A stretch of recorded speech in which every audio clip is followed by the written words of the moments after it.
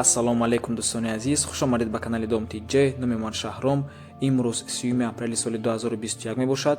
1000 рубл 152 сомонӣ, $100 1132 сомонӣ. дар имрӯзанавормон 14 та хонаҳои фурӯшӣ мешаванд. нархҳо аз 90 000 сомонӣ сар мешаванд.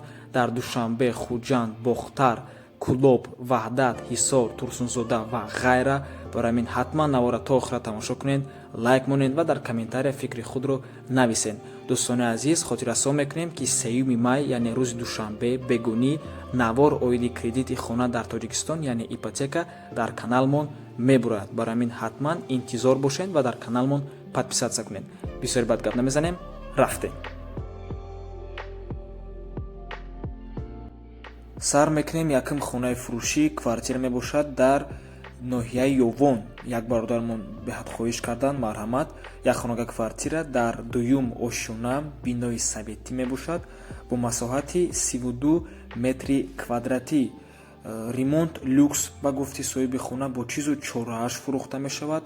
нархаш 155 000 сомонӣ бо савдоам мешавад. ба больницаи нав қариб дом 143 мебошад, кӯчаи Абдураҳмони Ҷомӣ.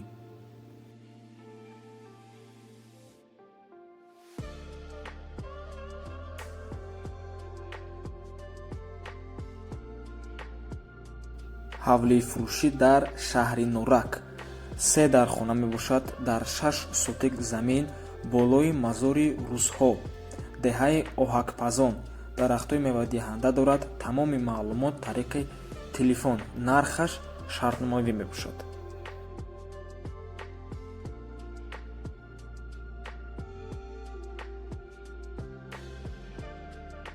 боз як ҳавлии фурӯшӣ иш аллакай дар ноҳияи Қабодиён. 8 сотик замин, 1 дар хона. деҳаи Шогараф мебошад. қарибии мактаб. бунгоҳи тиббӣ, аптека, об, свет дора. маълумоти бештар бо телефон. харидори конкретни боша бо савдаам мешавад. нархаш 160 000 сомонӣ.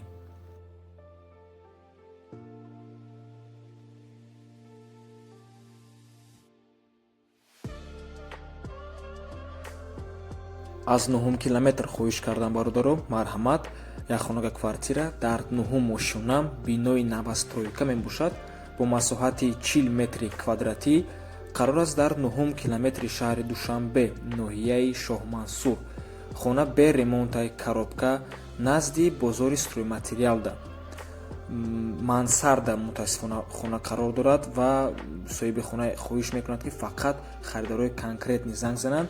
нархаш 155 000 сомонӣ бо савдоам мешавад.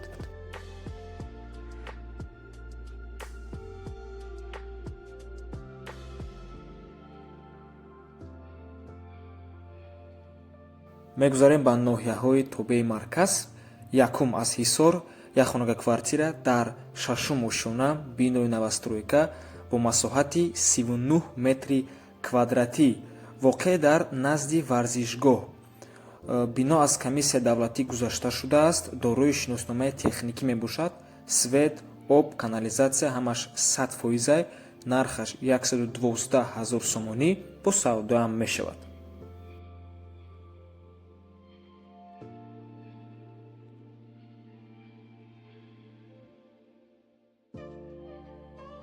замини фурӯшӣ дар шаҳри Ваҳдат 6 сотик замин мебошад.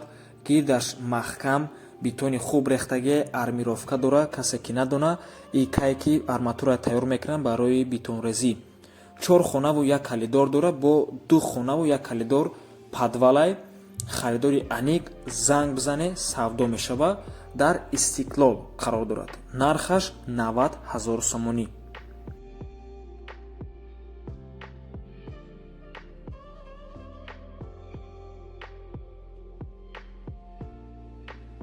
ва охирон хонаи фурӯшӣ аз ноҳияи тобеи марказ.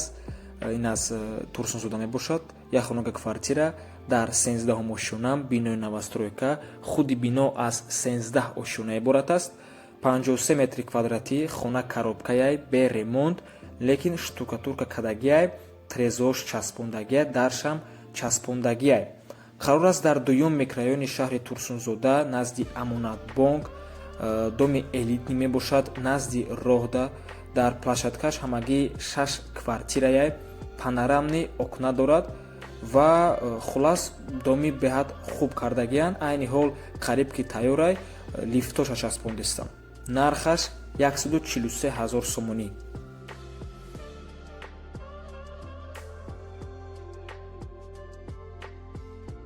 дӯстони азиз, як эълони муҳим баъд навора давом метем. як модар ба ман муроҷиат карданд. ду фарзанди маъюб доранд. фарзандонашон гап намезананд, роҳ намегарданд, судорогӣ доранд. беморишон дцп мебошад. ба памперс, дору, каша, салфетка ва дигар чизҳо эҳтиёҷ доранд. барои ҳамин дӯстони азиз, кадометон агар кӯмак хоҳем кард, имконият дорен, дар ҳамин моҳи шарифи рамазон марҳамат, дар рӯи экран рақамҳои карташон ҳастай. суратҳои метрка, суратҳои меткнижка, сурати паспорти ҳамин модар ҳамашон дар рӯи экранай. марҳамат, кадометон агар пул қатъи ёрдам дода натонен, дуо кунен, иншоаллоҳ камеам боша кӯмакмона расонем.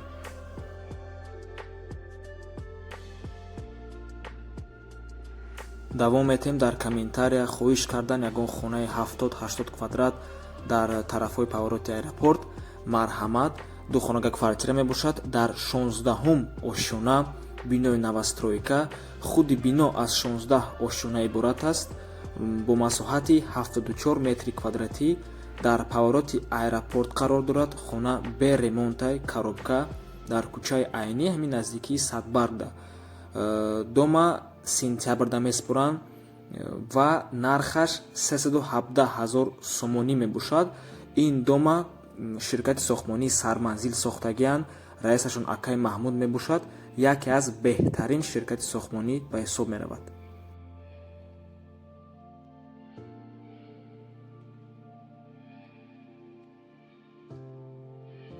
хонаи фурӯшӣ дар шаҳри Хуҷанд, як хонага квартира дар 3-ум ошёна бинои советӣ бо масоҳати 36 метри квадратӣ.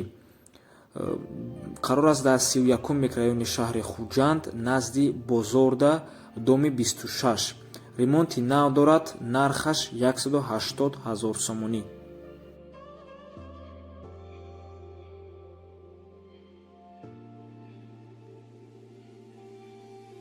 хонаи фурӯшӣ дар шаҳри Бухтар, пештара Қурғонтепа, маҳаллаи Дӯстӣ 136, 5 дар хонаҳай, вана, ҳоҷатхона, аловхона, ҳамаи хонаҳо подвал доранд. хона дар лаби раҳай, 4 сотик замин, $30,000. аз номи канали Dom TJ гав занед, бо савдоям мешавад. рақамҳои соҳиби хона дар рӯи экранай. WhatsApp дорам.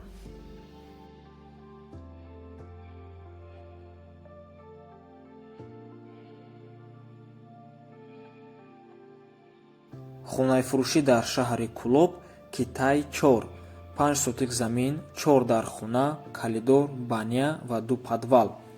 дар наздикиш мактаб садик ҳаст. об свет дора, документам дора. нархаш бо маслиҳатай ё бо сексия алиш мешавад. рақамҳои соҳиби хона дар рӯи экран.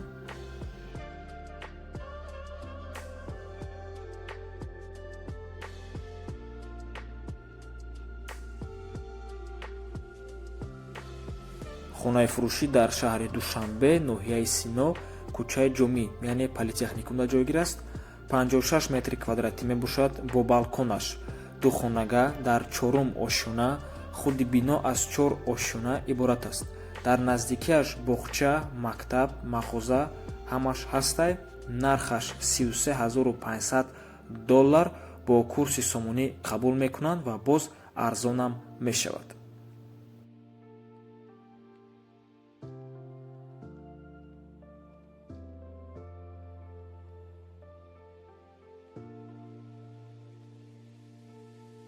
хонаи фурӯшӣ 6 сотик дар ноҳияи Абдураҳмони Ҷомӣ. нархаш 135,000 сомонӣ. рақамҳои соҳиби хона дар рӯи экранай. мутаассифона ҳамагӣ якта суратша дорем.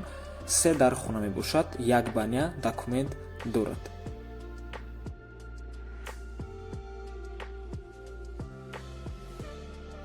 ҳавлии фурӯшӣ дар шаҳри Душанбе, тарафҳои аэропорда, 3 сотик замин, 6 дар хона нархаш 550 000 сомонӣ мебошад, бо савдоам мешавад.